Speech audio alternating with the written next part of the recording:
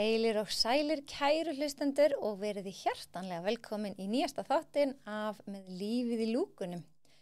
Áður en við vindum okkur í spjallið þá langar mig að þakka mínum diggu samstarfsaðilum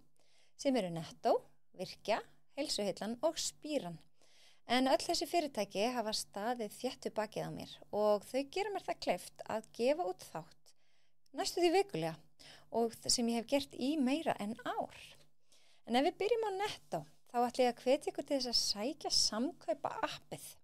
Þú byrjar strax að spara af vörukaupum og færð sérstök apptilboð sem vildar viðskiptavinur. Það myndast afsláttur, það myndast inneign í hvert skipti sem þú notar appið í form afsláttar. Og hana má nefnilega nota á netto.is, í verslunum Nettó, krambúðinni, kjörbúðinni og Æsland. Með appinu getur þú svo haldið utan kvittanirnar þínar og séð öll nýjustu tilboð. Virkja er nýjasti samstarfsaðili hlaðarpsins og er markþjálfunar skóli. Virkja býður upp á vandað nám í markþjálfun þar sem aðferðafræði markþjálfunar er kennd af mikilli ástríðu. Ef þú hefur mikinn áhuga á að skoða þetta, þá hvet ég til að kíkja á virkja.is og næsta nám hefst 24. apríl. Heilsuvara janúarmánaðar hjá Heilsuhillinni er Nutrileng Gold og eins og ég nefndi síðasta þætti, þá hefur það hjálpað þúsundum einstaklinga sem þjást af stirðleika og braki í liðum og ég verð að viðurkenna að ég finn mun á hnjánum.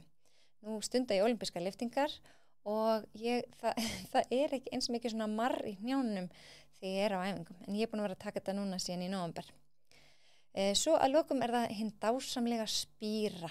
En Spíran er veitingastaður í Garðheimum og þar færð þú heiðarlegan mat, eldaðan frá grunni og af mikilli ást. Og svo langar mig að nefna að þátturinn er tekin upp í podcaststöðinni á Nýbýlavegi og þar getur þú lektir aðstöðu ef þú vilt taka upp.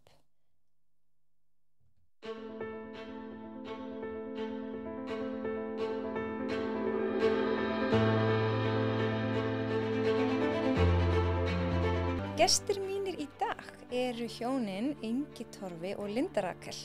Þau eru frumkvöðlar og stofnendur LifeTrack smáforritsins. Verið velkomin. Takk fyrir. Takk fyrir.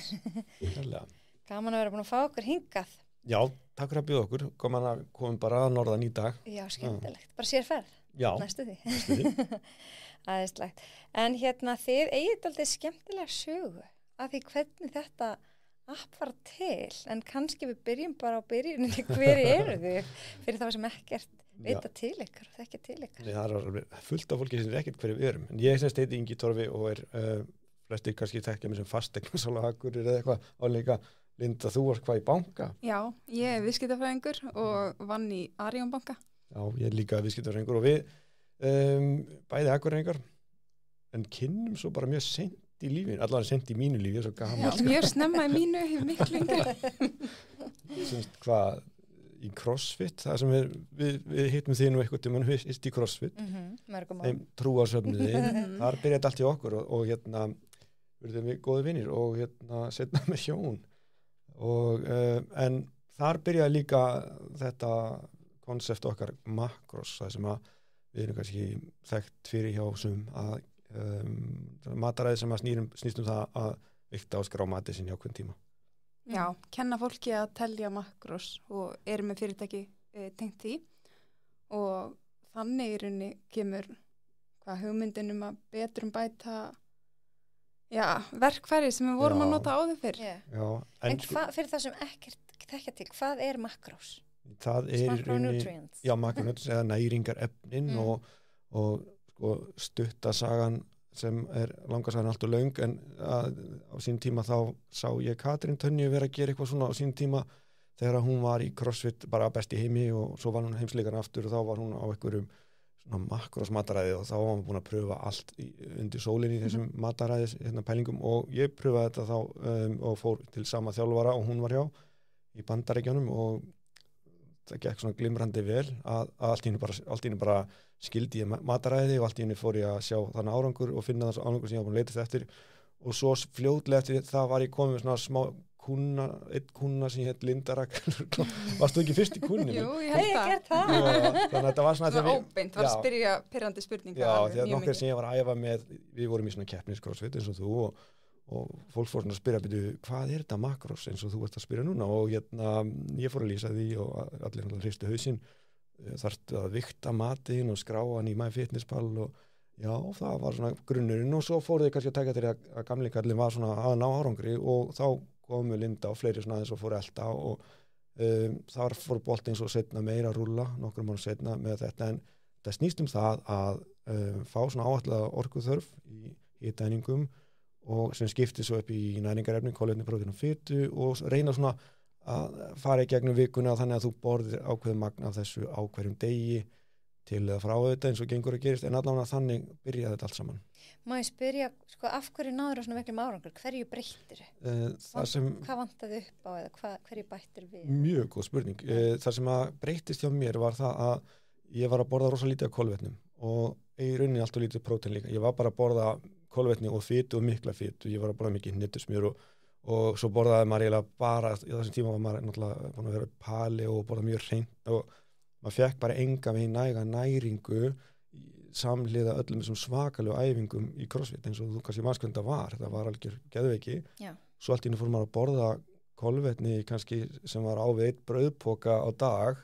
úr ávöxtum og grammeti og hrísgrjónum og slíku og meira prótein og svona hætta, þá kom orkan öll og koffínþörfin minnkaði og svefnin var betri og skapið var betra og allt í einu svona fór að á þessu tíma fór maður allt í einu að sjá svona, maður lækkaði í fituprósentu en samt var maður að styrkjast sko, og þolið var betra og endurheimtin betri, hann einhvern veginn svona, það var allt einhvern veginn betur stilt og sem var svo sem bara þeim tíma frábært en svo náttúrulega áttaði maður svo því að þetta á bara við alla að hvort sem þú ert afreksíþróttamaður eða hvort þú ert reynilega bara eignast eitt 3. barn og 40 ára gömul kona eða einhver sem er bara í kyrrsettu vinnu slíkt að þekkja þessi svona þessi fræði smá var allavega eitthvað sem við töldum að ætti heima hjá fleira fólki. Fórst þú líka að ná betri árangri í CrossFit og bæta heilsuna og svona? Já, ég kom kannski svona með aðeins brenglara samband við mat. Ég var búin að vera í megrum bara frá því ég var úlingur og ótrúlega mikið svona boðabönn og ég var til dæmis, byrjaði kannski mánudaginn líka við bara að svelta mig og reyna að borða sem minnst og reyna það eitthvað fram á 3. miðvikudag, þá kannski sprakk maður og borðaði það bara allt sem ég gat og helgarnar þá var ég að taka nammidagana bara frá sko eiginlega 50-dagskvöldi fram á sunnudagskvöld og það var bara allt sem ég datt í hug að ég geti borðað, það var nammidagur og svo bara fór aftur svona vítarhingur í gang og þau ætla að refsa mér eftir þetta og þá kom svona brenglað samband við mat og sama tíma langa bæta mig í íþróttinni sem að mér fannst gaman og gekk vel í en var aldrei komið í formi sem ég vildi og þá fann maður munin líka á orkunni kannski á mánudags- og þriðjudagsæfingum versus æfingarna sem að maður var að borða allt í lagi og svo líka var ekki góð orka þegar maður var að borða allt og mikið. Nei. Þannig að þá fór ég að finna það fljótt. Það var fljótt að sjá mun bara á líkamannum og fljótt að finna mun á orkunni, svo fann ég bara mun á hári og húð og nöglum og alls konar svona því að ég var kannski aldrei að borða prótein, borðaði aldrei trefjar, pældi aldrei í því og það fylgdu en það er kannski ekkit mikið að trefjum í ís og snúðum og einhverju sem var uppistaðan mín helgar.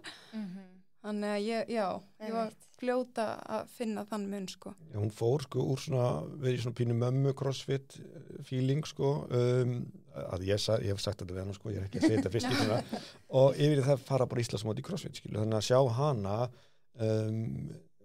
ná svona miklum árangurstum tíma, svona mikla íþróttakonu í grunninn, en þegar næring fór hönd í hönd við álag á æfingum og markmið og það var frábært að fylgjast með þessu. Já, líka kannski var bara hreinskilin svo við mig hver markmið mín voru að því að ég sagði við Inga að ég væri bara að æfa svo ég geti leyft mér meira. Gleymi svo aldrei sko. Og hann var bara, við vorum að æfa kannski 8 sinni í viku og hann bara, hvað ætlar eiginlega að leyfa þig mikið? Þannig að við hefum alveg talað þetta verið svona grín okkar á milli en þá fór ég að vera hvað mér langaði og setti mér þá bara skýrari markmið að því að ég þorði ekki að segja að mér langaði að grennast eða tónast eða léttast að því að ég var bara fín fannst mér eða þú veist þannig en mér langaði það og þegar ég fór svona að viðurkenna það líka þá var þetta skýrara hvað mér virkilega langaði að ná hver Já, og í íþróttinni og bara mitt að vera bara mætt á Íslandsmót og sína hvað virkilega getur sko. Þetta er svona forsagan, hvernig þetta byrjar allt þetta makro sem er þá mitt eins og ég lýst á hann mataræði sem að snýst að pína vikta og skrá og fylgjast með tölum. Já, og þannig læra þú veist, með því að gera þetta í einhver tíma að það lærir þennan grunn sem þú getur svo bara nýttir alla ævi og þú getur lagt viktina til liðar en þú kannt þetta ennþá. Það var ekki bara, og ég held ég hafi verið búin að pröfa alla kúrana, bara, Já, það var svolítið þín svona reynsla að leita eldast við þessa tísku og sem kemur alltaf við eitthvað nýtt og allir að pröfa eitthvað. En voru það svona margir farnir að leita til þín eða eitthvað, sko, að þess vegna stofnuðu þetta ITS Macros? Eða hvernig kom það til? Já, í rauninni, sko, þetta var þannig alltaf bara fullt af æfingafélögum og vinum og svona sem voru búin að vera að reikna einhverja tölur fyrir einhverja og googla sig eitthvað áfram á þessum tíma og svo bara ákveðu þetta einhver tíma svona ég man ekki alveg hvað tímabúti það var vorið eða eitthvað, þá var ég bara, auglistu bara, þú sér til ég að taka nokkra í þjálfun. Hvaða ár er þetta? 2020. Já, þarna voru 9 ára par bara og einhvern veginn ítti Linda mér pröfaði að setja eina auglýsingu á Instagram og þá komu 3 einstaklingar sem að voru, eða 4 heldur, sem við munum aldrei gleyma þeim, þeir vita alveg hverju þeir eru og út frá því fór bara, að því þau fór hann árangri, að því að eðlilega, því að þú allt inni ferð að passa hvað borðar mikið með tillit til markmiða, þá bara gerast hlutinni sko, og ef þú ferð að fá prótein og sem varst ekki að borða áður og svo framvegis og allir þessi einstaklingarna árangri og svo komu fleiri og þeir fóru líka hann árangri, þá áttar með þessi á sig, þetta er bara þetta er ekki, þetta er vísindi skilur, þetta er staðrendir, þetta er ekki bara einhver dískubóla þetta og svo á einhverjum tíma út, ég man ekki hvenær Já, ég man að þetta var á voruninni þegar við setjum inn þessa tilkynningu eða auglýsingu og við segjum upp vinnunum okkar yfir sumarið og þetta var náttúrulega í miðju COVID þegar fólk var að missa vinnurnar, þá fórum við heim til mann foreldra minna og sögðu bara, við viljum að segja upp þau voru bara, eru þið alveg viss? En þá vorum við búin að fylla biðlista fram í desember. Já, vá. Þá hugsaðum við, ok, við getum allan að lifa á sig fram að jólum. Og þessum tímúndi vorum við að nota svo Excel-skjöl og sem voru mjög góð og það sem við vorum að gera öðruvísi en til dæmis þjálfarinn sem ég var með frá Bandaríkjunum, við vorum með svona verkefni, við vorum að láta fólk sko alls konar áskoranir og skrifa texta, einlega texta og láta fólk búa rúmið sitt og gera svona alls konar litla hluti sem að það fjall svona vel í kramið. Þetta pínu, á þessum tíma var ég svona svolítið all-in í einhver svona rútínu og vítaminum og drekka edik og engifer og sem var með hálfgerð þjóðaréttur eða þjóðardrykkur og svo bara smá svona trúarsöfnur komið með okkur í lið einhver lítil Facebook-grúpa og fólk sem var bara að borða trefjar alla daga, við erum rosa stolt af því til dæmis á þessum tíma sem við frá því byrjum alltaf verið rosalega fókusir á okkar fólk borðið trefjar ykkar mat og manni finnst fáir kannski verið að tala um það og þú kannski með þína menntun og þína reynsla, það er enginn að tala um trefjar á auglýsingaskiltum eða skilur. Og trefjum, sko þetta er mjög ábótavant ég er svo heppin dóttir mín að segja ég námi í næringafræði, þannig að ég fæ alltaf nýjustu upplýsingar frá henni líka. En hún var að segja mér sko að nýjustu rannsóknir benda til þess að Íslendingar borði bara 16 grömm af trefjum á dag, svona meðaltali. En við ættum að vera að borða svona 25-35 grömm á dag. Þannig að það þarf alveg að aðeins að kannski vekja athygli á þessu. Já, og hvaðan þú færð trefjarna líka. Já, segja okkur endilega, hvaðan fáum við trefjar og hvað gerist ef við fáum ekki nóg trefjum? Svona algengast á viðtölum sem svona gullnáma fyrir trefjar eru baunir. Allar baunir. Já, allar baunir. Fólk sé dulda bara baunir og svo er eins og við höfum verið bara að mæla með eplum, perum,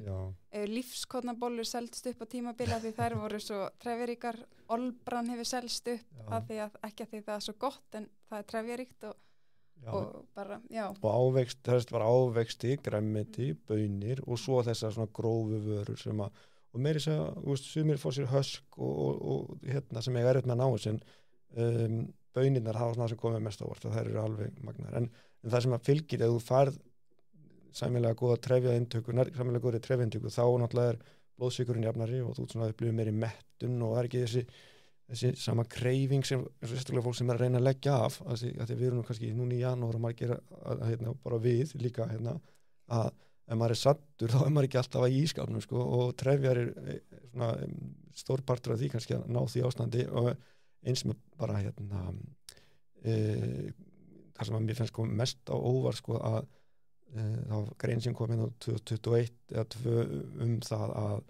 30% minni líkur á ristilkrabbameini hjá körlum og 25% hjá konum. Þannig að það er bara hreinlega ásamt í að það er góð áhrif á meltingu, húð og hár og bólgu og verki og blóðþrýsting og allt, að þá er það líka bara stórkostleg breyta í baráttunum við krabbamein og að stjórnvöld sé ekki hreinlega að tala meir þetta er eiginlega pínum galið sko.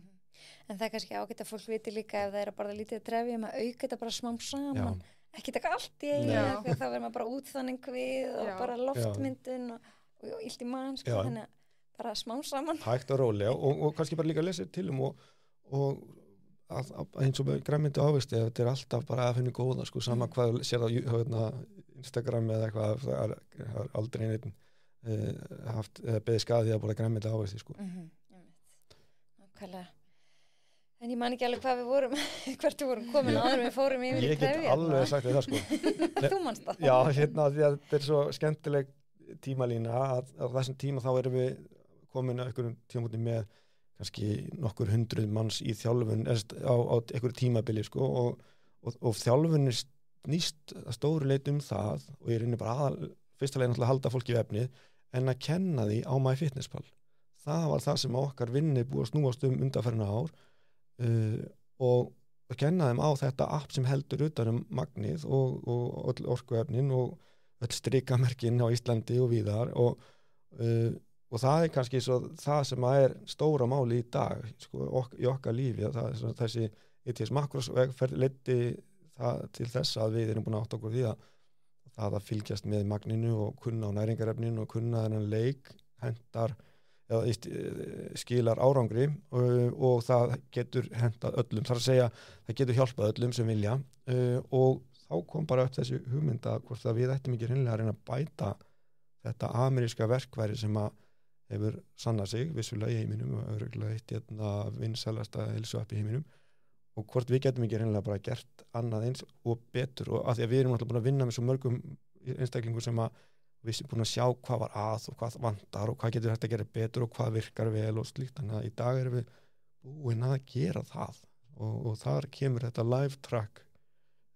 okkar nýja snjallforrit inn.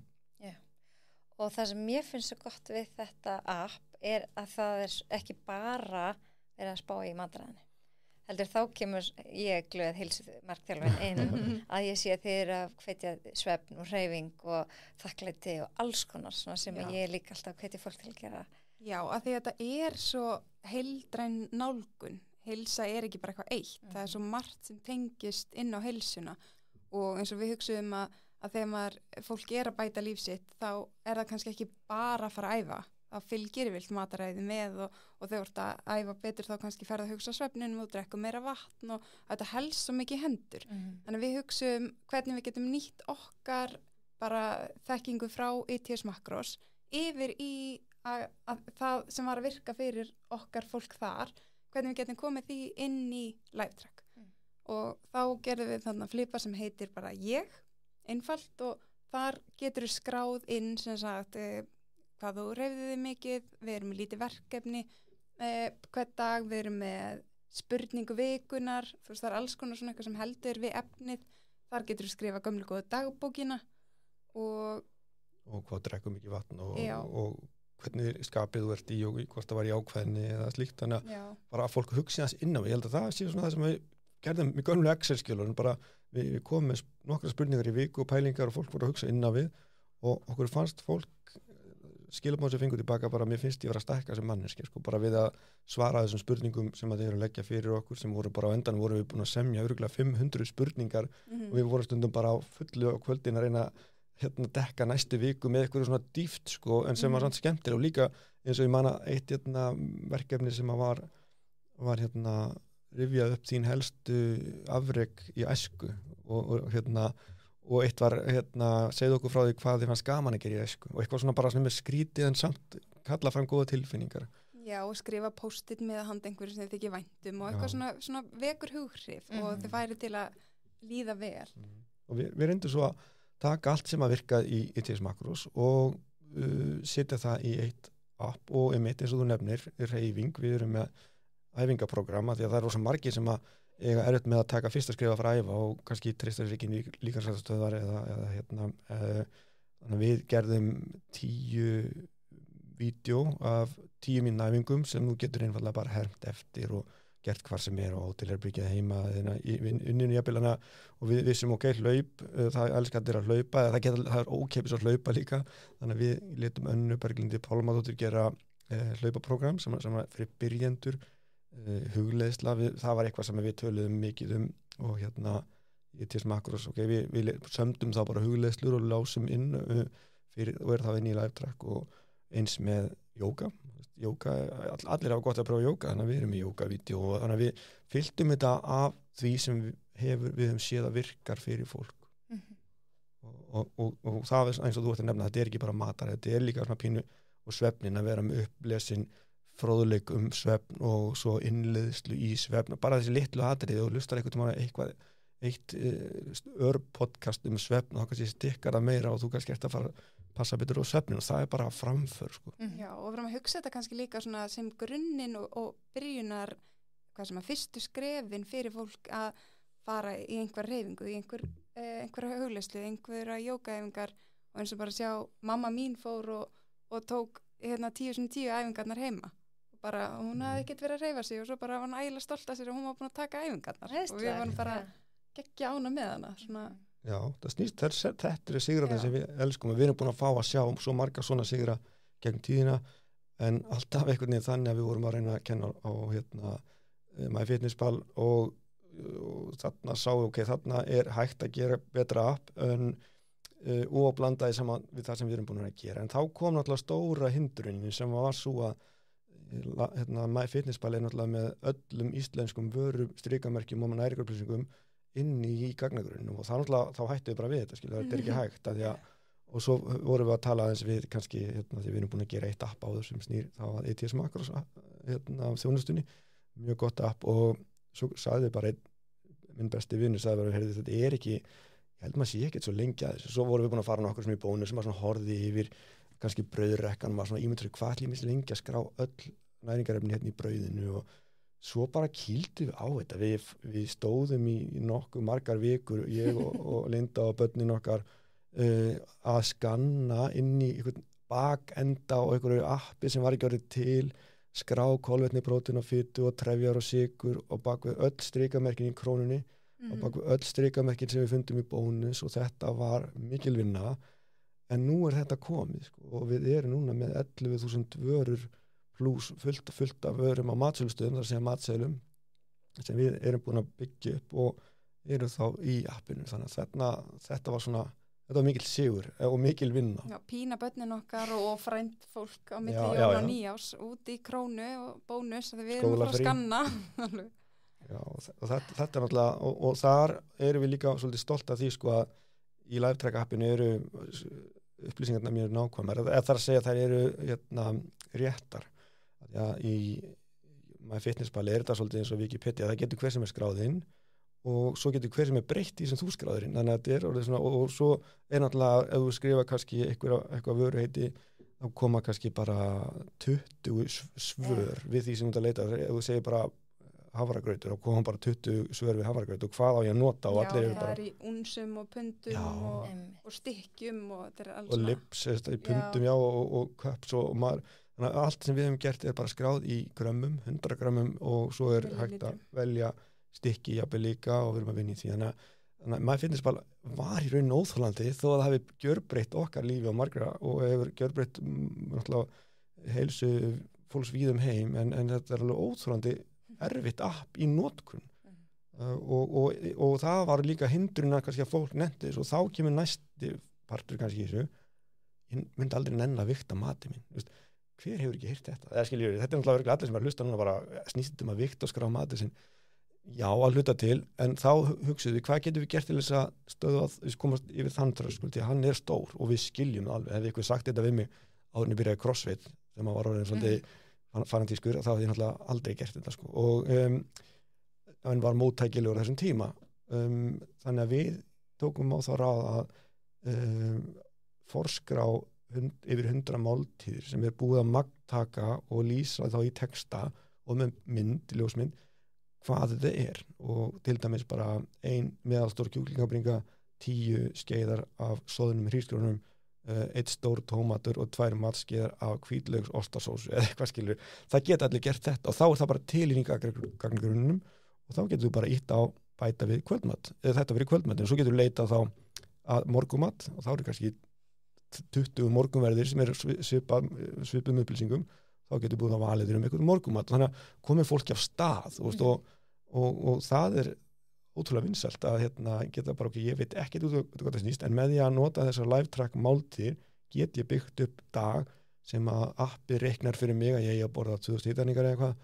með því að nota þeirra máltíðir þá er ég komin í 2000 hitaningar, borða 5 sinnum á dag og ég fæ fullt af próteini og ég þurfti ekki að vikta. Þannig að það er svona kannski okkar svolítið sigur fyrir þá sem hefðu aldrei nefnt þessu, allan þannig komin inganga til þess að þú pröfir og finnir að þetta raunverulega virkar og kennir þér eitthvað og svo kannski leiðir það af sér eitthvað annað seinna sko. Já, og það er svona, þú getur gert þetta 80% rétt, myndi ég segja, með nákvæmnina, að þú þarft ekki að vera kannski upp á gramm, en þú ert með 2 flatkökur og þú setur smá smjör eins og stendur í textanum og þú setur svo 2 kjúklingaskinku með og þú sér myndin á að vera þetta er cirka eins, þú veist, þó þetta sé kannski ekki akkurat 22 grömm eða eitthvað þá. Nei, akkurat, og við sáum það líka, það er akkurat eitt sem við lærum, þetta snýst ekki fullkomnun, þetta snýst bara að vita hvað maður að gera og halda áfram og vita svona nokkuð hvað þetta snýst og kunna leikreglurnar og þá þarf maður ekki að vera ykkur baunatælir í þessu sko. En líka kannski að borða nóg, að ég held að sé því miður og margir sem er að borða allt of lítið. Já. Ég held að það sé líka bara, og þetta kannski að því að stöðugleiki eða consistency er bara lykilatriði í öllu þú ætlar að bæta heilsunni, hvort sem það er svefn eða hreyfing eða mataræði, hvað sem er, að það sé eitthvað stöðugleiki og ég sé alveg fyrir mér að svona app hjálpi þér, þú missir ekki úr máltíð. Já. Því þetta heldur þið þannig við efnið. Og já, þannig ég get alveg sé kostina og það sem gerist í rauninni 2016 og 17 þegar ég var að byrja, þú varst að spyrja hvað var það sem þú fannst og ég lýsti því, en ástæðan kannski bak við það var stöðuleikin, þannig að borðaði jafn mikið cirka kannski í 100 daga í röð samhliða miklum æfingum, þannig að það var einmitt stöðuleikin er eitthvað sem að stöðuleikin er besti vinur manns líka því að þá minnkar þetta sem að Linda var að upplifa kannski nammidagana að þú sveltir að mánudag og þriðjudag og þá var náttúrulega bara ertu orðin glórhungraður og það er líka þegar eins og þú segir fólk er að borða lítið, það er oft þannig og svo verða helgarnar mjög stórar þannig að óstöður sem ekki sveifla á milli mánudags og þriðjudags þar sem fólk er að reyna að bæta upp og svo kannski eitthvað smá að vera í vikunni og saumaklúbbur eða fótboltaleikur eða eitthvað og svo kemur helgin og þá verður maður bara mjög svangur og þannig að það er stöðuleiki hjálpar rosa til. En hvernig veit fólk hvað á að borða margar hitaeiningar og mikið af hverju? Já. Í LiveTrack appinu er reiknivél bara sér hönnuð fyrir LiveTrack og þar fyllir bara út forsendur þig, hver markmiðin eru og aldur og kyn og þess áttar og þar færðu tölur sem að þú getur byrjað á, þú getur breytt aðeins til ef að þú vilt velja að hafa mikið prótein, lítið prótein, meðal prótein, mikla fitu, minni kolvetni, þú getur aðeins ráði sjálfur og þar færðu svona grunn sem þú getur byrjað með. Já, þetta er alls ekki sko, þetta er náttúrulega þessi reiknivél byggð bara við unnum í samstarfi við 2 næringafræðinga og íþróttafræðing og okkar reynslu og slíkt, þannig að við reynum að byggja upp reiknivél sem er mjög mikilvægt að fólk hlusti núna, sem er ekki eins og maður fitnesspal sem segir þér að borða 1000 hitaeiningar sko, af því að það er svo, já, akkurat, og það er það sem að margar reiknivélar online gera, þú segir ég vil léttast mikið, ég æfi svona mikið og ég ætla ekki, fyrir þennan sérst dagsendingu vil ég vera búin að missa 10 kíló 1000 hitaeiningar sem enginn á að vera að borða skilur, þannig þú heldur því ekki, það er ekki stöðugleiki þú springur á endanum það er þegar maður er lasin sko, eða skilur það er svona ef þú væri að hreyfa eitthvað þá myndir þú bara gefast upp á æfingum og þannig að það var svona svolítið leiðarljósi í því þegar vorum að hanna þessa reiknivél sem var mikil vinna að geta gefið fólki útgangspunkt, þetta er sirka það sem þú ættir að pröfa að byrja, þú getur ráðið hvernig prótein, kolvetni og fitu er svona nokkurn veginn stilt af og fengum næringafræðinga í það með okkur hvað hvað er besta svona, hvað er meðaltalið og hérna, hvað er mikið og hvað er lítið, af því að eins og þú veist nú að fólk er ennþá að rífast hvað fólk á að borða mikið prótein sko, og það kann ég segja svolítið mikið næringu og mataræði og hérna, hvað segja bara stuðun á okkur sem vestrænn heimur. Já, þetta er lifandi fag, þetta er alltaf að breytast. Já, og líka það sem mikið hérna, kliður og rifrild hérna, og óreiða. Já, og það er ekki skrítið að við vitum þá ekki, við veit ekki hversu ofta einhver er senda á mig bara, þetta er allt og lágt, en enga þjálfari minns að þetta var allt og lágt. Og svo kemur kannski önnur manneskjær heimilislæknirinn minns að þetta væri allt og hátt að þannig að heimilislæknirinn talar við á móti hérna, enga þjálfarinn sem er með einhvern fitness og þetta er svo kent misjæft í næringarfræði og svo í enga þjálfarannum og svo hérna, í íþróttafræðinni þannig að það kemur sér enginn saman þetta og það er þá skrítið að við sem bara einstaklingar út í bæ sem er kannski tökum á lífi sínu veit ekki í hvort fótunni að stíga þannig að við allavega erum með útgangspunkt einhverjar x hitæningar segjum kannski eins og fyrir mig 2200 hitæningar og svo get ég svona ráði hvað ég vil byrja með prótein, kolvetni, fitu, svo bara byrja ég og ég get líka sleppt í að trakka kolvetni, prótein og fitu, ég get bara verið að fylgjast með hitæningum og próteini. En trefjarnar, þið trakkir það líka? Já, og þar við stillum það og þó hérna og við tölum mikið trefjar og í appinu er fræðislega trefjar, þannig að það er góð spurning þegar þú farð bara þessar upplýsingar inn í appinu, það er reiknivél. Já, og svo líka svo mismunandi einmitt að því að þú getur ákveðið að trakka hérna kolvetni, prótein og fitu sem makrosinn og eins og þú sér þú getur verið með bara hitæningar svo getur líka valið að byrta engin markmið þú ert bara að nota þetta sem matadagbók og hreyfingu og hreyfingu og bara svona heilsu app í rauninni sem hendar örugglega mörgum ég ætlaði akkurat að spyrja ykkur sko, það er margir kostir við að telja makrós en það er alveg skuggahliðar við kannski ræðum líka bara aðeins þær þannig að fólk sé meðvitað það þegar fyrir að þú veist, eitt er einmitt sko þegar sem hafa verið að glíma með átröskun til dæmis þá er það náttúrulega bara aldrei ráðlagt að telja eða trakka. Nei, við það sem við gerðum, náttúrulega með ITS Makros það sem við vorum alltaf að kenna bara markvist á MyFitnessPal er að við þar töluðum við mitt fram að við ef að fólk hefði glímt við óheilbrigt samband við mat að hafa samband við sinn fagaðila og fá álit að við værum ekki þeir að sá aðili og svo þegar við förum í live-track þá er þetta okkur mjög hugleikið og hefur alltaf verið að því að fólk nákomið okkur hefur verið í þessari stöðu og ég tek viðtöl við 8 einstaklinga djúpviðtöl og fæ svona álit og innsýn inn í þennan heim við hönnun og appinu, við tölum við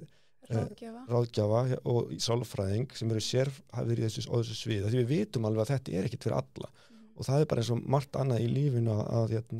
það er ekkert eitt sem fyrir að vera alla og þess vegna erum við líka að reyna að koma og fengum mikið hrós fyrir þetta að þú getur verið að trakka bara heilsuna og matiðin, þess að mata dagbókin en ekki tölur og þú getur notað live-track máltíðina sem er ekki að láta þig vikta allt, bara svona aðeins að fylgjast með þannig að það er okkar svar svolítið við því að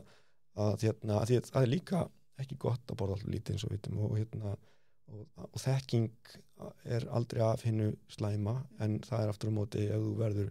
eins og mertan eða þú verður ofslega djúpt í þetta. Já, og eins og margir sem hafa verið hjá okkur og hafa verið í handleiðslu hjá sérfræðing hafa fengið grænt ljós hjá sínum með þeirra aðila að pröfa. Nú sé komið tími, nú máttu pröfa og það hefur gengið vel og við höfum ótrúlega margar sögur þar sem að fólk finnst að ná stjórninni.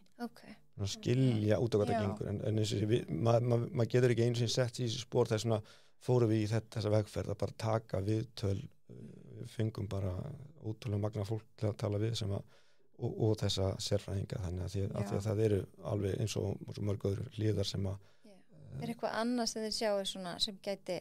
verið neikvætt eða svona? Nei, alls ekki sko því að auðvitað er rosa hlutlaus aðilega að segja alls ekki sko, þetta er frábært nei, að því að sko, það sem að kannski ég man þegar við hittumst fyrst og vorum að ræða þetta eins, að því að þú ert nú alveg vel lesin í þessu og lærð að þú komst með eitt orð sem að ég hef svolítið notað síðan í staði frá þér það er heilsulæsi og við viljum meina það að með því að fólk viti hvað er prótein, kolvetni og fita viti hvernig hitæninga virkar svona sirka að þá og þú passir svefniðinn og þú kannski viti hvað trefjar eru þá er þú búin að auka heilsulæsi þitt bara 40% bara með því að vera að gera þetta í viku kannski þannig að ég veit ekki hvað ætti að vera slemt sko, þar að segja, ef maður fer út fyrir það sem voru að tala áðan, að þá þetta efling á þekkingu og vitund í staðinn fyrir að vera kannski að vinna með enn eitt kúrin, enn eina tískubylgina, enn eitt duftið sem að kemur á marka, skilur, sem kostar augun úr og svo framins, þannig að heilsulæsi með því að sko, ég nú stundur sagt að ég ætla að segja í síðaskipti kannski að alveg sama hvaða ríkisstjórn verður völd hér á Íslandi að verða ekki hægt að afnema hitaeiningar og ekki hægt að afnema kolvetniprótín, fitu og trefjar. Þannig að það er kannski ágætt að bara reynilega kunna aðeins inn á þetta. Af því að stýrivextir, ég veit ekki, krónan verður kannski breytist í evru eða eitthvað, en þetta verður alltaf þarna. Og baráttan okkar við það að vera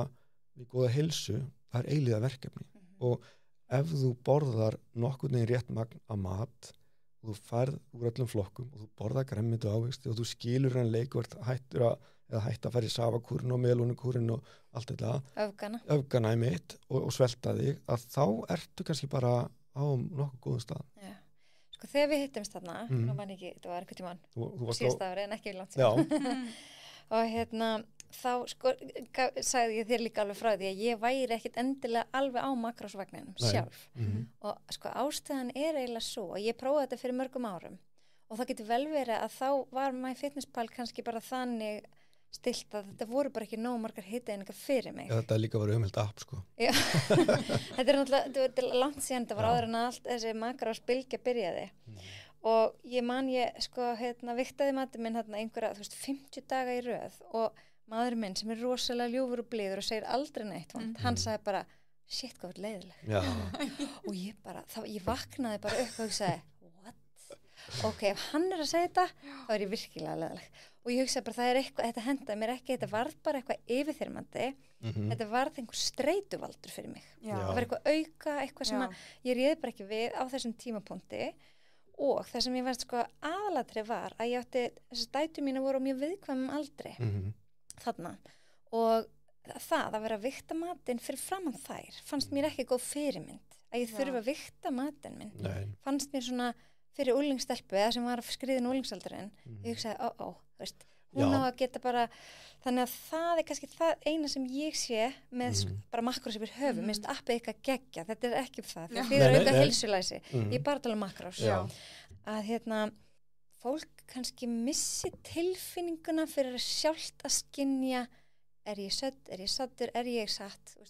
hvað þarf ég ef við stólum alltaf einhver tölur og einhver gögn að við svona missum tilfinninga, það er eina sem ég myndi hafa áhyggjur af, skiljið hvað ég á við Já,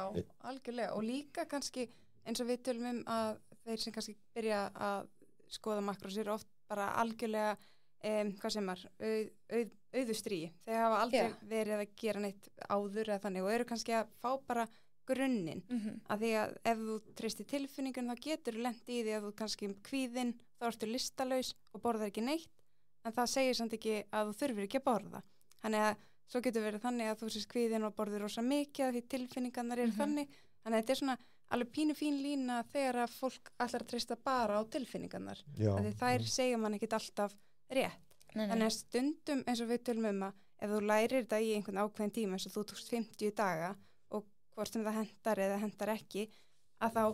færðu kannski eins og fyrir marga fá þau þekkinguna bara ok, þetta er þá 5 máltíður dag, þetta er sirka svona morgumatur, ég er að borða þarna kjúklingabringu og kartöflu og eitthvað í hádeginu og gera þau svona pínu, þú passar það sért með millimál svo þú verður ekki ofsvöng eða lendir í einhverju af því þú lærir pínu inn á þinn dag, hvernig þinn dagur á að vera og þín rútína og það er kannski svona Já, það er alveg sko, að það eru svo margir sem að veit ekki neitt og ég náttúrulega var bara einn af þeim veist, ég, og það er svona, fannst mér þetta svo mikið svona, þetta var svo mikið hugljómun þegar maður átti að sjá að þetta eru vísindi og það sem að, svo tökum það líka fram þegar fólk var að koma til okkur hitt í Smakkarós var að þá sögðu við alltaf við mæður sem spurðu þessar spurningar þá sögðu við bara, heyrðu vertu ekki endilega að gera þetta bara þá alltaf, vertu svolítið ekki vera að telja kannski einhverju nákvæmni eina baun og eitthvað og segðu þá mögulega líka að þetta er gert til þess að mamma borði meira því það er oft vandinn, ég er að passa að mamma hafi orku því mamma eða pappi eru að æfa þessari viku og ég að vinna og ég að borða alltaf lítið, skilju, þannig að það var svona kannski nálgun til þess til að taka á þessu, en gott og vel, bara alveg hárrétt og alveg það fólk náttúrulega viðkominn aldur á ákveðnum bili, en svo hitt sem að við höfum stundum heyrt á móti að því að við höfum fengið svo mikið fólki sem hefur farið í gegnum þetta, að ég þá allavega ekki lengur í megrun, endalösi megrun og takandi einhver próteinduft og eða skilur öfgarnir sem koma þá, sem er þá líka fyrirmyndirnar á heimilinu sem að og er alltaf að stíga viktina, eða skilur það fylgja, það eru líka skuggalíðar þar. Öll þessi öfgar sem að snúast að borða sem allra minnst. Já, og mamma má alls ekki borða þetta, mamma má alls ekki borða hitt af því að hún er í þessar og hinn í megruninni. Þannig að þetta er svona kannski tvær hliðar á þessu, en allavega við en svo er kannski stóra málið að ef við horfum á heilsu vestræns heims og bara heilsu Íslendinga, henni hrakar, eða skilur, það er eins og við ræddum að við hefum kannski aldrei verið á verri stað þegar kemur að svona lífstílstengdum sjúkdómum og þá spyr maður sig hvað er þá verið að gera, skilur, af hverju erum við höfum aldrei verið gáfaðari, við höfum aldrei verið tæknivættari, við höfum aldrei verið mentari, en fólk streymir í áhættuhóp óviljugt, skilur, það fer í oft talað áhættuhóp, bara stríðinströymi, en samt er alltaf svo frábært þjóð, skilur, þannig að það er eitthvað sem við erum að gera rangt og við teljum allavega að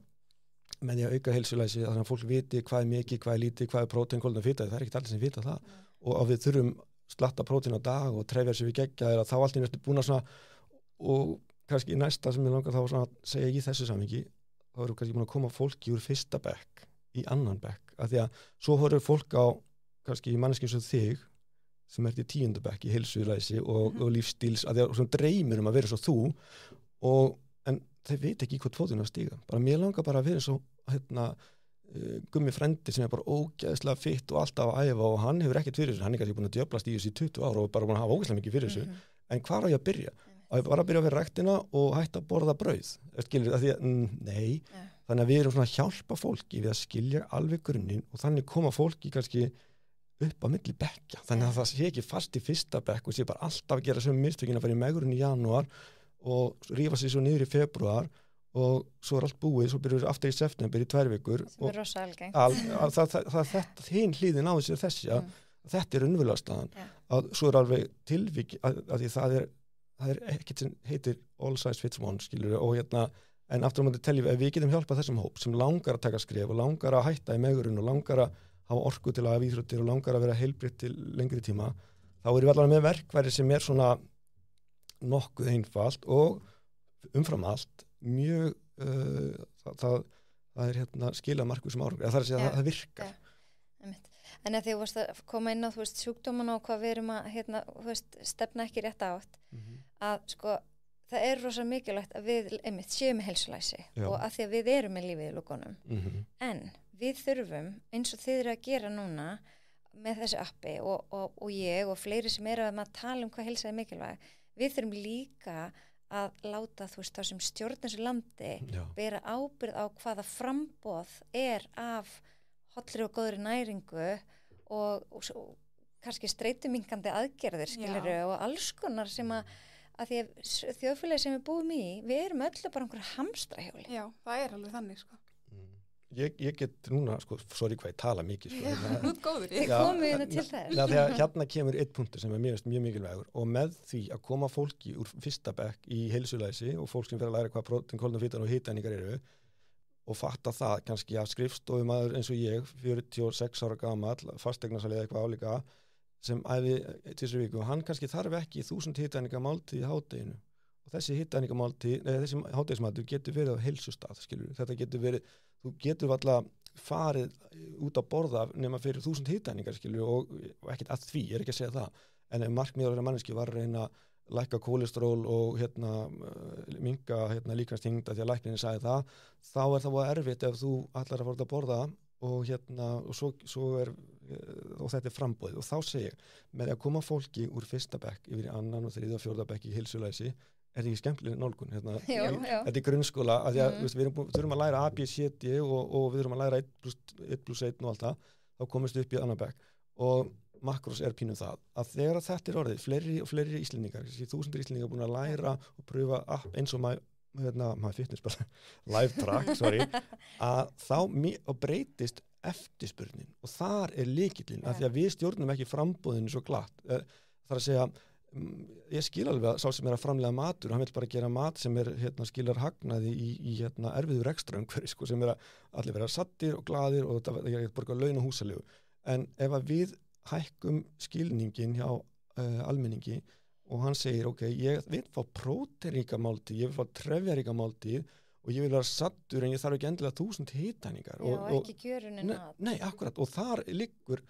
þessi bylting vil ég meina, ef við eflum fólki í landinu, auka eftirspurnina já, þar eykst eftirspurnina og þá breytist framleiðslan, það vill enginn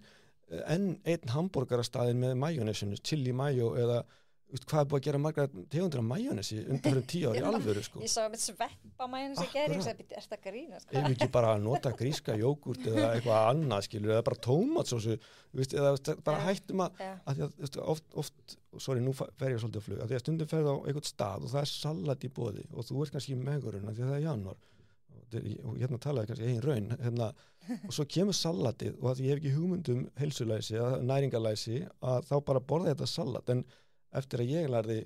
að rýna þessi í tölur og staðrendir þá veit ég að þetta salat taldi eins og pizza í hitæningum af því að það er búið að rúa en það var næringa þéttara samt já, en ég er að meina sko að því að við þurfum líka alltaf að horfa kannski magnið, hvað má ég borða mikið á dag og skilur við þannig að en salat er geggjað en myndur þú frekar borða þetta salat bara í 2 hólum? Ég hef gert það, já en ég samt eða bara fá mér eitthvað sem ég langar raunverulega í og svo kannski bara mikið græmitum kvöldi skilja, því að við oft, og þú veist nú hvernig getur við með þessi búst skilur, að það vera að selja okkur skýrbúst og skálar út allt sem gott og gilt og oft mjög gott en það getur að vera alveg rosalega orkuríkt og fyrir manneski sem bara að vinna 9-5 og æfir 2 í viku og að berjast við það að létta sig og skilur ekki okkur að gera það bara, kannski það því að þetta búst sem helst að vera törlausnin var eins og pizza, eða sérst en nú ég náttúrulega orðin pínu æstur en en að þetta fyrir mér var það svo mikil eye-opener að skilja að skýri geggja, hnetusmjöri geggja og allt þetta en í einhverju samhengi, í einhverju bókhaldslegu samhengi skilur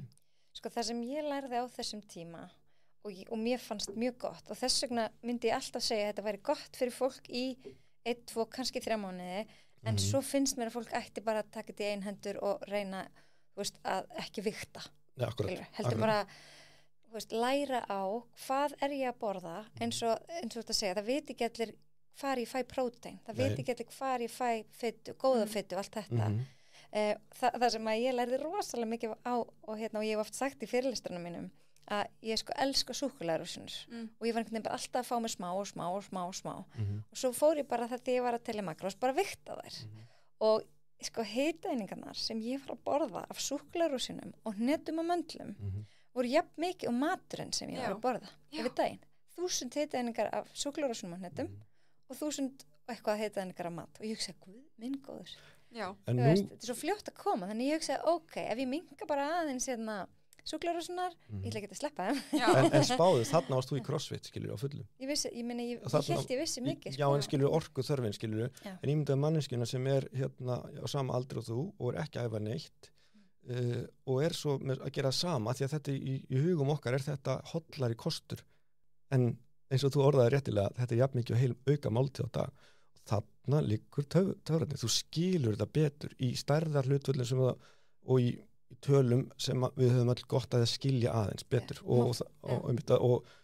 hversu oft hefur maður farið svangur í búð og gripið með sér hnetupoka þegar maður er í átaki og hnetupókin 1200 hitaeiningar og alveg hollur, hnetur hollar Já, algjörlega og sko líka bara það eins og í staðan fyrir að fá sér bara flatköku með smjöri þá fór maður að fá sér flatköku með fullt af kótasælu og kjúklingaáleggi og avokado eða einhverju þannig að maður var að fá fituna og fullt af próteinum ekki bara kolvetnin Þetta er bara akkurat það sem þetta getur kynnt manni alls konar sko. Já, og ég myndar þarna þú samt sem áður mjög ofarlega í stiganum þú varst þarna og ert íþróttamanneskja sem að borðaði holt og hafðir stjórn en fyrir manneskjuna sem veit ekkert þá er þetta náttúrulega bara gullnáma að pröfa þessi fræði og skilja þetta því að þá myndast það sem að þá kemst maður nær og nær því sem þú kunnir fyrir bara með þínu námi og þínu reynslu En svo sko það er eitt sem að ég hef verið mikið að spá í og að því að hitaeiningar eru nefnilega ekki alltaf sama og hitaeiningar Nei. Það er rosa debatt þetta, það er svona rökræðis, hitaeiningar inn, hitaeiningar út og þess vegna náttúrulega virkar þetta app að telja, en það skiptir samt máli hvaðan hitaeiningarna koma. Ef þú ert að borða mat sem er gjörunnin, þó hann uppfyllir prótein, fitu, kolvetni, ef hann er gjörunnin, þá getur hann verið að raska efnaskiptaheilsunni og þarmaflórunni og blóðsykurum og einhverju sem matur sem er sambærilegur með sömu makrós og sömu hitaeiningar, hann gæti rugglað kerfinu mínu og annar ekki, skiljið hvað við. Það er svo mikil og það er heilsulæsi. Já, sammála. En það sem að skipti það máli áður en að fara að spá í þessu, ímyndur myndu bara að spá í þessu, hvað næringar upptökunni og ekkert kunna hitaeiningar, þá ertu svolítið að byrja að enda. Það er svo gott að byrja að skilja hitaeiningar, kolvetni, prótein, fitu og svo auka á dýftina, svo kolli. Þú myndir aldrei senda barni í 8. bekk strax, skilur mig. Þannig ert þú svolítið akkurat að segja það. Byrjaði 1. bekk, lærði ABCD, lærði 1+2 og svo getur við fara að spá í næsta level og það er þessi fræði og að því að við erum alltaf bara með app sem heldur þetta þetta er sjálfvirkt app, skilur mig, við erum ekki þjálfarar, þetta er ekki þú notar appið, þetta er upplýsingar og þú vinnur með það og svo hefur þú bara, sumir vilja bara pröfa, sumir er að nota þetta 70%, sumir ætla all in og ætla að auka á þekkingu og bæta svo kannski fá sér enga þjálfara samhliða eða næringafræðing, skilur, þannig að appið er bara verkfæri til þess að byrja eitthvað staðar og það finnst okkur svo magnað, við erum allan að bjóða upp á eitthvað sem að virkar og hefur áhrif á þekkingu og heilsulæsi og svo er bara hvað ert þú stattur í hvað bekk ertu, skilur. Algjörlega, en sko flestir sem hlusta á heilsuhlaðvörp eru nokkuð heilsuþengjandi og eru kannski komnir í 5. bekk. Já. Og þá er ég með dæmi sorry Linda, ég bara skilji þú að því að það er ótrúlega oft, nú skulum við fara í skemmtilega atriði, það er afreksíþrótta fólk og fólk sem hreyfir sig mikið og við erum búin að fá ótrúlega mikið afreksíþrótta fólki í ITS Makros gegnum tíðina og hvað heldur að aðalvandamáli hefur þar? Þú borðar ekki nóg. Akkurat, og þegar þú borðar ekki nóg og æfir eins og brjálæðingur, hvað gerist þá? Þú meiðist. Þú verður að þreyta, það er vöðvatóknanir, það eru jafnvel álagsmeiðsl og ofþjálfun. Og það sagði við minn næringafræðingur sem er eitt svo menntaðist í íþróttanæringu á Íslandi og sagði við mig að það eru að fylgni milli þess að borða ofþjálfunar og lítilla næringar. Það er vannæring og þá kemur hinliðin, ok, ég átti að æfa svona mikið, já, ég er atvinnumur í fótbolti, hvað ég að gera að hætta að æfa, borðaði bara meira. Að afreksíþróttastarf er óheilbreytt, skilur, það eru öfgar og það er ekkert endilega hollt að vera í náttúruhlaupum 2 mánuði, skilur, en það er val og það er lífstíl og það er ástríða og það er eitthvað svona góður í, þá þarf það að borða í takt við það og það er það sem að við núna erum við komið með heilt fótboltalið sem eru ungir strákar og meistaralokkur Þórs og Akureyri sem eru að borða 4-5 hitaeiningar á dag og æfa náttúrulega eins og atvinnumenn og ímyndar áhrifin sem þetta hefur á svona stráka núna í dag að hafa app sem sýnir þeim, ok, kolvetni fyrir æfingar, kolvetni og prótein eftir æfingar, hvað eru kolvetni, hugsaði hvað áhrif þetta hefur á þeirra feril og þeirra getu og þeirra heilsu og í dag erum við að tala við 2 íþróttafélög líka og við erum búin að náttúrulega með fullt afreksfólki því að svo er nefnilega það að þeir sem að telja sér vita eitthvað eins og ég var, að við crossfit og var á pali eða eitthvað voru það ótrúlega lítið og skrítið en var í 5. bekk alveg en það vantaði eitthvað smá upp á því ég fengi svona heildarmyndina og passaði með mitt að fá mér kolvetni fyrir æfingar og kolvetni er ekki slæm þau eru nöðsynlega fyrir íþróttafólk íþróttafólk borðar ekki kolvetni þá fyllir ekki á glýkungum fyrir þetta skilur og svo framist þannig að þetta er líka mjög gott tæki til þess að komast úr 5. bekk í 10. bekk sko. Þannig að við höldum áfram að tala bekkakerfið. Já, sko að því við vorum að tala þetta borða ekki nóg, þú veist, ég er svolítið búin að kynna mér þetta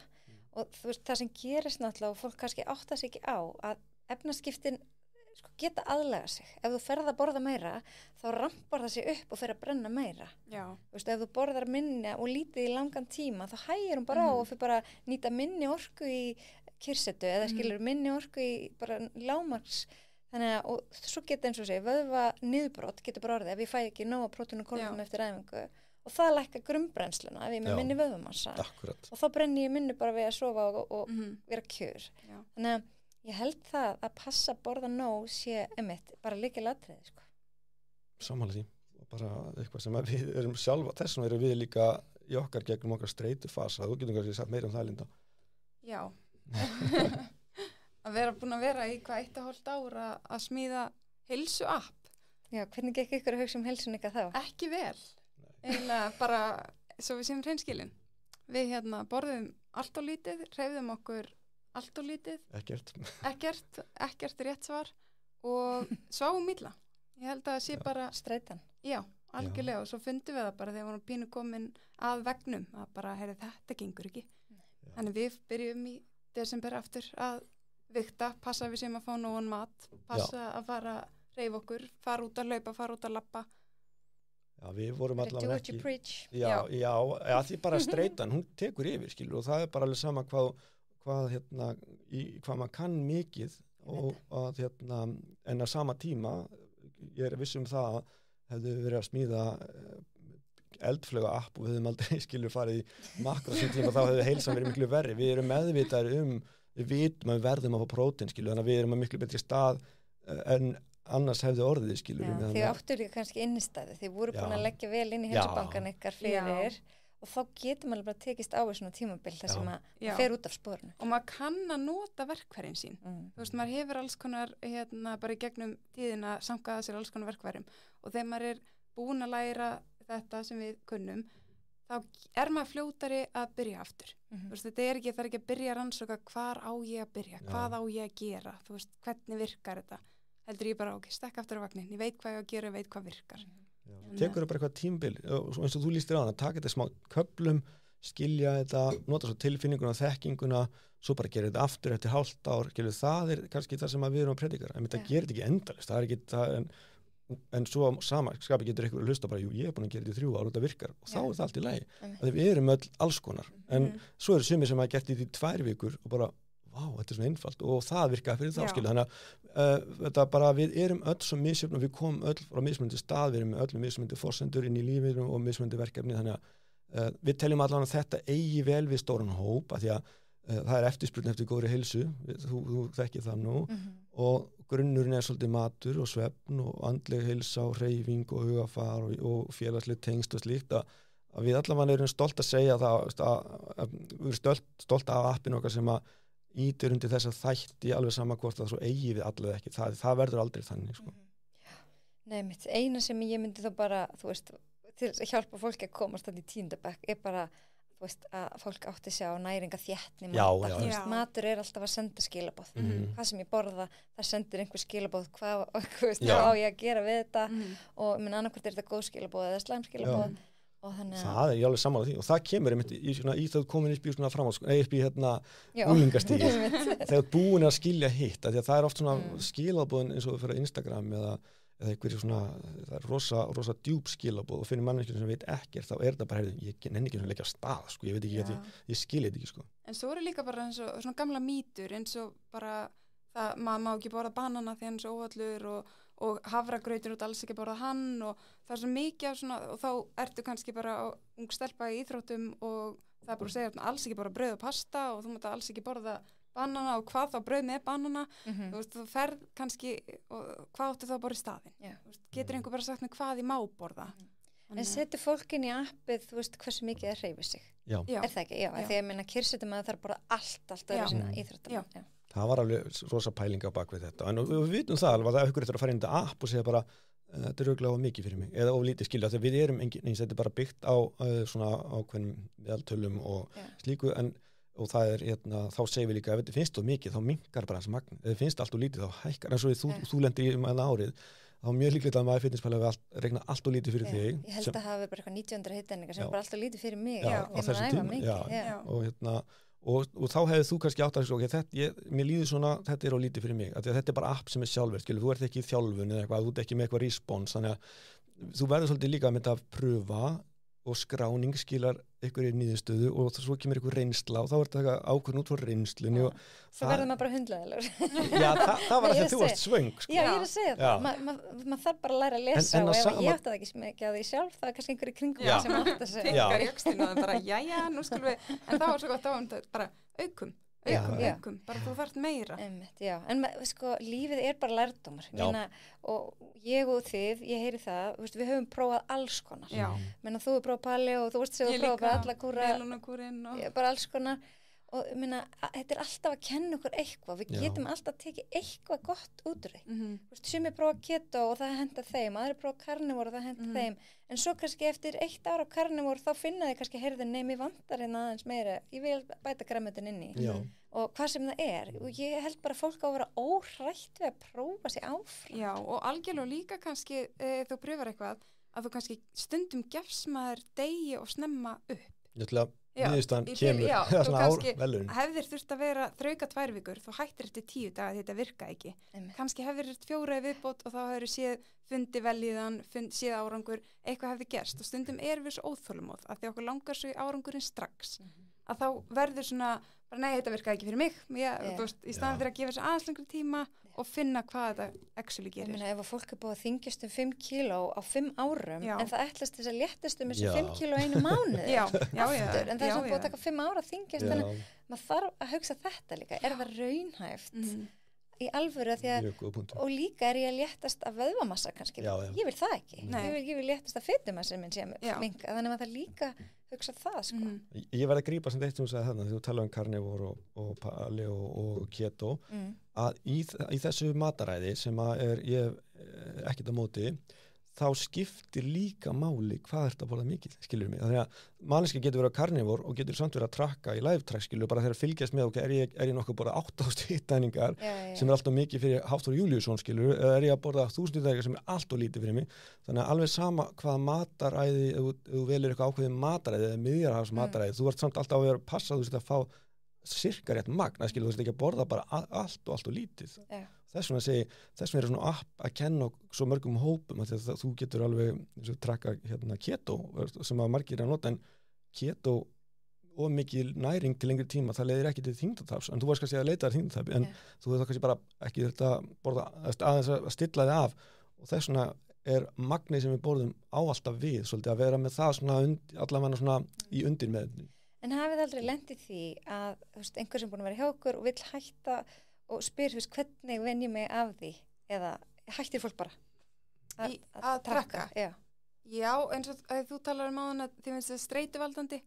að það hafa alveg einhverju komið og eru kannski að fara í veikindalegu vinnu og ætla að minnka bara alla streitu, allt aukalega sem það er að gera og þá bara okkar á bara alltaf að hugsa heilsuna þína andlega og hlusta á þig en sama tíma líka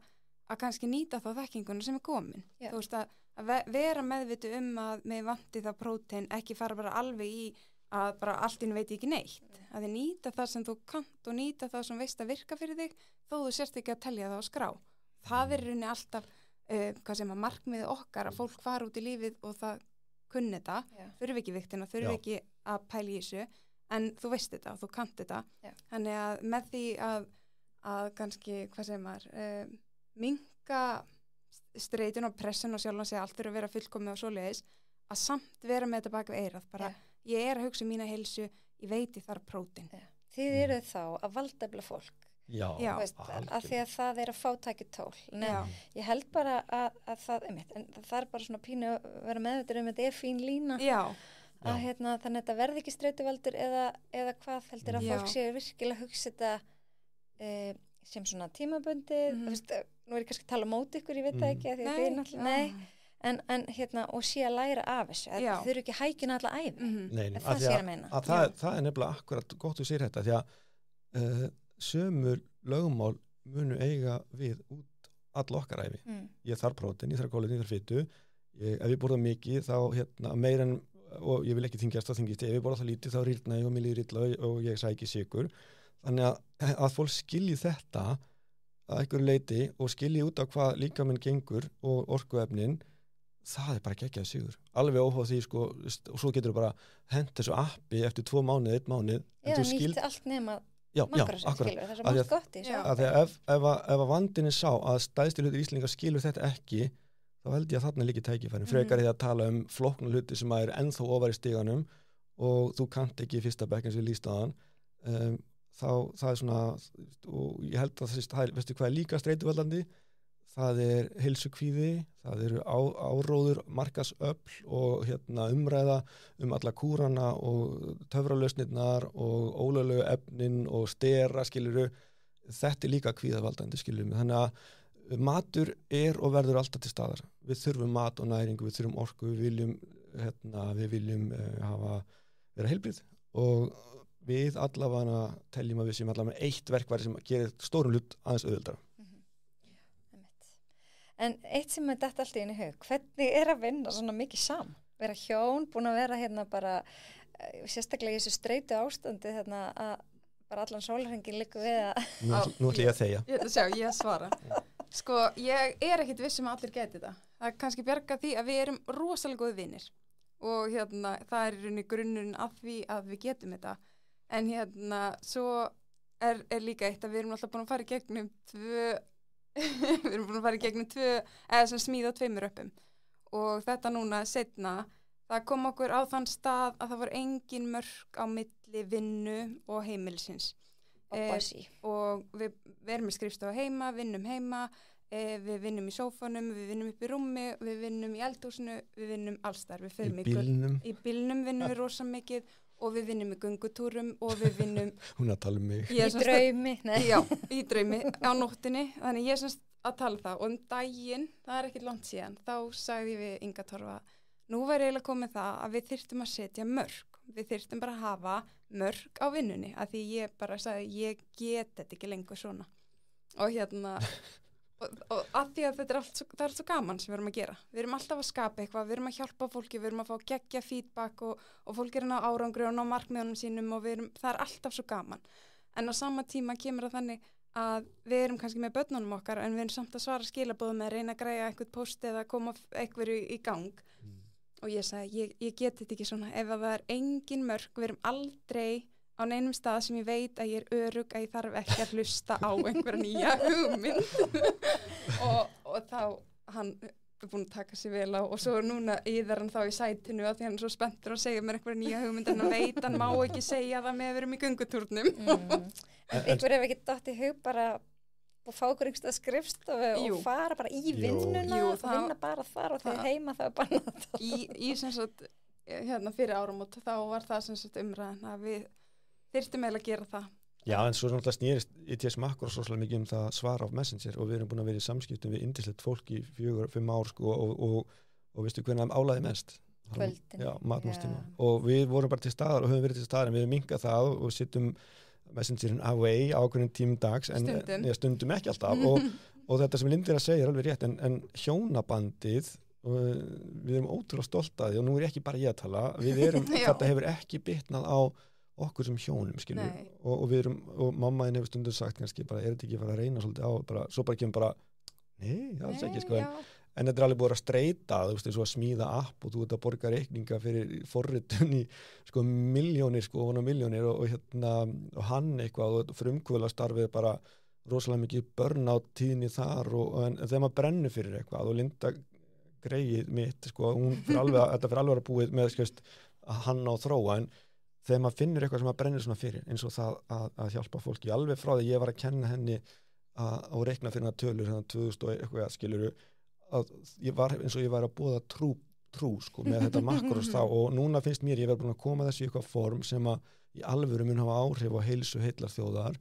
og þegar mann er líður þannig og maður fær svona falleg skilabóð og maður er að fá áhuga frá þessi heilu íþróttaliðunum og afreiks atvinnuíþróttafólki fólk sem hefur verið í ákveð sem hefur verið að kljást í svakaleg veikindi og hefur allar þessi sigrar sem hafa fyllt ITS Makros-sögunni að við séum búin að koma því núna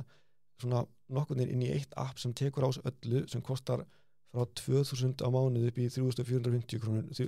sem mánaðaráskrift sem er eins og þetta dugir ekki sem fyrir stjörnumál til að söpvi í dag eða eitthvað einni, þannig að við erum búin að ná að koma sturluðu verkværi fyrir einhverja, marga, ekki alla til þess að taka ábyrgð á sinni heilsu og núna er ég strax farin að víbrallur á spenningi Já, en svo veit ég ekki ef við hefum verið að hanna bara app sem sorterar bara geymsluna hjá þér eitthvað, þá kannski hefði þetta ekki verið svona gaman og þá kannski hefði komið einhverju hnökrar ef það hefði bara verið allan sólarhringin einhverju hugmyndir en þetta er búið að ganga held ég og eins og ég segi það, fólk segir annarkvort getur unni með makanum þínum eða ekki og við getum það Já, við erum mjög góð, af því ég er rosalegur hugsari og hugmyndasmiður og Linda er rosalegur dúer. Hún er bara, ef hún getur hakað í box, þá hakar hún bara því öll sama daginn og það er magnað að fylgjast með því. Ég veit ekki sem hvaða box eru, sko. En það hefur komið alveg moment þar sem við erum að vinna og ég bara með boxin mín alveg kannski 20 boxi eitthvað og ég veit að ég ætti að gera þessari röð. Þá fær Ingi geggjaði hugmynd og hann bara með nýja hugmynd og við þurfum bara að gera þetta svona. Þá er ég bara, heyrðu, nei, nú stoppum við. Ég get ekki meira núna, bara þú ert að bíða. En við fengum alveg geggjaða manneski með okkur í teymi sem er gjörsamlega búin að bjarga okkar hjónabandi örugglega líka því að hún tekur samtölin og hugmyndavinnuna við okkur og Inga alveg. Já, við erum í sér spjalli, bara ég og hún allar hugmyndir og Linda fær bara frí. Ég fær frí, þannig. En þetta er svona partur á því að svona fyrir frumkvöðl, ef maður kannski að kalla það, ég hef aldrei litið á mig sem frumkvöðl, en það er svona svolítið bara að segja það við okkur Lindu, við erum alveg svona frumkvöðlar, en fyrir manneski eins og mig sem hef alltaf haft frábærar hugmyndir, þess við kannski að mér sem frábærar, að fá þá manneski eins og Lindu sem partner sem hefur mikla trú á mér og frá fyrsta degi bara ítt á mig og sagt að þú getur þetta og svo kemur hún með svona execution, lætur eitthvað gerast, þannig að teymið er rosa gott, en við þurfum kannski að ráða fólk inn í, svo að við kannski þurfum ekki alltaf að vinna fram á kvöld. Það er næsilegt, maður brennur út á endanum, þó það sé gaman, ég hef alveg reynslað því, það er bara því miður. Það er nefnilega að því að þegar maður finnur að það er engin staður sem að getur maður sagt safe, frá vinnunni að því ég bara minnst rosa gaman hlusta á þig en ég væri til að tala bara eitthvað annað, Já, það er eitt sem ég langar að segja tengt appinu að lokum hjá mér allavega því að núna veit ég að hlustandahópurinn þinn er fólk með áhuga á heilsum og sá hópur er því miður alltaf lítill en stór hjá þér, skilur stór hlustandahópur en svona með að við fjölda landsmanna þá er þessi hópur svolítið lítill en þeir sem er að hlusta eru núna bara svona, einhver er að hrista hausinn bara, ég myndi aldrei gera þetta, skilur mér finnst þetta ekki mega sens, en ég segi bara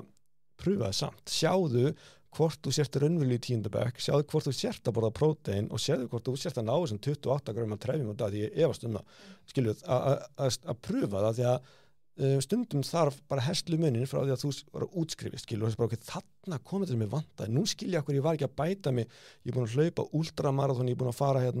Laugaveginn og ég er búin að gera allt, en svo var ég kannski bara ekki að passa hitt á þetta og við fengum til að mynda næringarfræðing með okkur í lið til að semja 20 máltíðir út frá þessum sjónarmið fyrir afreksíþrótta fólk sem verða þá komnar inn í live-track appi núna í janúar. Það eru komnar bara eftir að gera hana fallega lýsingu og myndir þar sem að þú farð bara ótrúlega næringaríkan mat eins og þú myndir líklega velja þér fyrir svona fólk og þá getur þú púslað saman degi sem eru kannski 3000 hitaningar fyrir konu sem að leipur endalaust eða er í crossfit og bara þetta búst er með öllu sem þú þarft, skilur, þannig að við erum líka að, kann ég segja við þetta fólk sem er að hlusta núna og er með heilsuna í vasanum og lífi í lúkunum og allt það en viltu ekki taka svona test á því, skilur, sjáðu hvað virkilega kant, að því að nýlegt með mér bara, að manneskja sem að við vitum vel að var með allt sitt að reyna en svo upplifir hún bara það rosalega mikil verki og eymsl og álagsmeðsl og ekki að borða nóg, skilur, það var bara ástæðan var bara sú, skilur, og manneskja sem var alltaf reynu, en stundum þarf bara pínu að fara í smá símat, þú fer ekki um skólan sem verið prófið að símat og þetta getur fyrir einhverja heilsu gúru sem er að hlusta, takk þetta próf, sjáðu hvað stendur raunverulega, því að þú þarf líka prótein, fít og kolvetni þó þú sér með allt þetta reynu og trefjar. En ég spyr alla sem koma til mín, hvað er heilsa fyrir þér? Kannski byrja þér, Linda. Hvað er heilsa? Fyrir mér er það miklu starra en bara næring og hreyfing. Því að mér finnst andlega heilsan vera grunnurinn að öllu. Þegar þið líður ekki vel og hún er ekki í jafnvægi, að þá er rosa erfitt að fara í þá hreyfingu eða ná mataræðinu á þann stað sem þú vilt. Svefn, næring, félagsleg tengsl, andleg heilsa, myndi ég segja að væri bara svona, þetta er svona grautur af öllu sem að smell passar saman í skálnaðina. Sérðu fyrir þér öll boxi núna? Já, ég skal leira þetta, hún sér þetta fyrir sér sem bragðaref. Já, fullkomin bragðaref. Akkurat smá hockeypúlur Já, ég veit að örugglega ekki tími að heyra allt mitt svar, en ég hef næst komist að því frá því að vera brjálaði crossfitari sem var að spá allt og mikið í hvað fran tími minn var eða hvað ég gætt hlaupið míl og allt það skilju eins og þú kannski manns hvernig það var. Og yfir í það núna að hugsa að heilsa er ákveðin ró. Þegar þú hefur ákveðin ró í eigin skinni og öryggi, líka bara út frá því, ég held ég sé að lifa sæmilega heilsusamlegu lífi, ég held ég sé ekki með ofan blóðrösting eða þú ert ekki upplega svona kvilla, þá kemur ró og þegar þú ert með góð félagsleg tengsl og ástfangin eða sinnir ástunniðinum, hvort sem það er maki eða átt ekki svona maka, þá bara foreldrar, systkini, vinnifélagar, ef þú ert í góðum samskiptum fólk og upplifir ró þar, þá held ég að heilsan sé á betri staði, þannig að ég held að svona pína kasta þessu út, ég er alveg að spinna þetta út frá bara þessu mómenti, reyna að upplifa ró skapar ótrúlega góða heilsu á svo margan hátt í dag í þessu samfélagi sem við búum í. Mér finnst alltaf gaman að ég held ég sé búin að fá 78 mismunandi svör frá 78 mismunandi viðmælendum, eða náttúrulega fleiri þegar ég er svo oft búin að fá hjón, mér finnst það svo gaman. Já. En ótrúlega skemmtilegt. En er eitthvað svona lokum? Er eitthvað sem að ég gleymd að spyrjum eða finnst ykkur búin að koma öll og framfæri varðandi ykkar svara öllu mínu svona, Var ég búin að segja framtíma minn? Nei, ég held það sem að okkur langar náttúrulega bara svolítið að tala í lokin, eða mig er bara, við erum búin að leggja rosalega vinnu í live track appið okkar og við erum ótrúlega stolt og Linda er ótrúlega þreytt og en á sama tíma teljum við að þetta sé eitthvað sem aldrei er að pröfa og ég ætla að spá því að eftir einhver tíma verði þetta orðið í einhvers konar svona komið í starra samhengi út frá heilsu Íslendinga en bara svona, mér langaði að tala um appið af því að það er svona það sem við erum að brenna fyrir núna og það er janúar allir að hlusta að farið bara á livetrack.is, skoðið þetta og sækið appið, það er frítt í 3 daga og svo kostar áskriftin frá 2.000 til 3.500 krónur á mánuði og ég held að allir gott að hugsa svefnin, hreyfinguna, hugafarið, farið hugleiðslu, hlusta á peppköst, hlusta á sögu fyrir svefnin sem að fá þau til að slaka og ég veit ekki hvað. Þannig að íslensk nýsköpun hugsa til þess að efla heilsu og valdefla fólk og koma fólki úr 1. bekk, kannski 5. bekk og svo framvegis, þannig að það er svona kannski mín skilabóð út í kosmosi. Kannski finnst mörgum þetta yfirþyrmandi, þetta er svo mikið, en ég myndi alltaf sem heilsu markarlega að leggja bara byrjiði bara einu. Hvað samskiptir engum máli hvað er? Já. Bara, hvað öll byrja svefnum þar, byrja á því, eða þú vilt byrja á mataræðinu, byrja á því. Bara, byrja bara, farið upp bekki í einu, fæ í einu, skilurðu. Það, að því að ef þú ætlar að byrja öllu í appinu, bara taka allt, þá kannski gefst upp eftir skilur einhver tíma, stuttan tíma. Það er yfirþyrmandi að vita ekki neitt. Þegar mann finnst ég er oft lent í því, ég er ekki sérstaklega góð námsmaður, það er yfirþyrmandi að vera í fæi þar sem maður veit ekki neitt. Þess vegna held ég að það sé gott að byrja einhvers staðar eins og það. Já, og líka kannski eins og þarna, það er svo margt í boði að það ætti að vekja áhugaðinn eitthvað þarna. Þannig að byrja bara með langar að hlusta á kvöldsögurnar sem er ekki neitt áður en fyrir að sofa og þá kannski er ég fljótar að sofna og næði lengri svefn og svona, svo verður þetta smá bætir í bara, ok, þetta var snið, þá ætlum ég kannski að pröfa jóga eða eitthvað. Ég minnst þetta frábært hjá okkur og ég veit þetta er svakalega mikil vinna baka þetta. Þetta er ekki eitthvað sem þið hristir fram á nærminni. Nei, Linda getur staðfest. En á sama tíma búið að vera allt þess virði, algjörlega. Og bara strax sem við erum að fá símtöl frá, eða þú, Ingi, að fá símtöl frá bara fullorðum konum sem að langa að pröfa og þær vissi ekki alveg hvað þetta byrja, þannig þá ringja þér og bara taka samtalið. Og líka rosalega mikið fólki sem er búin að vera að nota MyFitnessPal sem sendir bara takk þeir eru búin að breyta leiknum, skilja, því að það er náttúrulega fullt af fólki sem er ekki í okkur og þúsundur Íslendingar sem eru að nota MyFitnessPal og svo margir sem voru að senda sig bara þetta allt annað líf og ég myndi að vera bara með réttan gagnagrunn, með réttum næringagildum og ekki einhver flækjusti og svo framvegis, þannig að við erum þakklátt fyrir það. En hafið þið alltaf, svo endi kannski bara síðustu spurningina, hafið þið alltaf verið bara með sömu hugsjón, alveg frá því kynntust og byrjuði að vinna í þessu? Ég ætla ekki að svara. Já, ég myndi halda það. Við erum voru lík að mörguleiti með bara svipið og sömu gildi. Já, við hefum alltaf brunni fyrir að hjálpa öðrum, reyna að finna einhverja leiðir fyrir fólka og það ekkit ein leið sem hendar öllum. Stundum þarf það að fara einhverja aðra leið og þá reynum við bara, ok, mér langar ekki veikt á mati, menn mér langar að vera hjá okkur. Ok, finnum leið. Þú veist, mér langar ekki að skrá mati minn. Nei, þá þarf ekki að birta markmiðin. Þú veist, við reynum bara að finna það sem hendar sem flestum. Það verður lausna við. Já, ég held að það sé og reynum að vera hvetjandi og halda fólki við efni þannig að það endist þessa 14 daga sem þú þurftir en ekki 10. Einmitt, ekki gefast upp strax. Ekki gefast upp strax. Má þraut sé. Já. Æðislegt. Það segir bara takk fyrir. Takk fyrir kærlega fyrir okkur. Ótrúlega gaman að fá okkur og ég held að fólk sé margsvísari. Já, ég vona það. Það fór upp back. Já, það getur verið. Ég held það. Ég held það. Herði, bara takk enn og aftur. Takk. Og svona í blálokkin þá langar mig að þakka þér fyrir að hlusta. Takk fyrir að gefa þið tíma til þess að auka heilsulæsið þitt. Af því að það er akkurat það sem þú ert að gera með því að hlusta á hlaðvarpið með lífið í lúkurum. Þú ert að fá alls konar upplýsingar til þess að bera ábyrgð á og bæta eigin heilsu. En ef þú eða fyrirtækið þitt hefur áhuga á fyrirlestrum þá held ég slíka og þið getur bara haft samband á erla@heilsuerla.is og svo vona ég að allir sem er að hlusta séu að fylgja Heilsuerla á Instagram.